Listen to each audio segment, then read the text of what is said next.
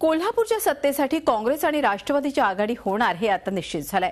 काल संध्याकाळी 81 पैकी 27 जागा मिळाल्यावर काँग्रेसचे नेते सतेज पाटील यांनी राष्ट्रवादीचे हसन मुश्रीफ यांची भेट घेतली।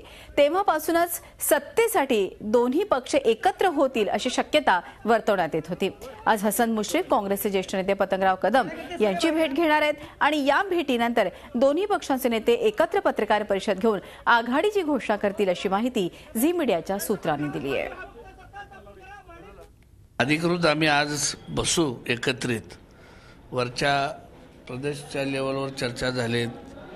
प्रदेश काँग्रेसच्या अध्यक्षानं माझ्याशी बोलणी केलेली आहेत। राष्ट्रवादीचे अध्यक्ष त्यांचे नेते अजित पवार त्यांची बोलणी झालेली आहेत।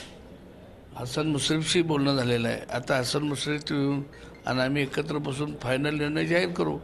गेल्या वेळा आम्ही एकत्र काम केलं, आता सुद्धा आम्ही एकत्र। खरं म्हणजे काँग्रेसचाच तो भाग आहे, त्यामुळे विचारसरणीमध्ये काही फरक आहे असं बिलकुल नाही।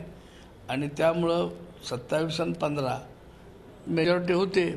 अपक्षाने पाठिंबा जाहीर आम्हाला केलेला आहे, तेव्हा काय मला अडचण वाटत नाही। झी 24 तास रहा एक पाऊल पुढे।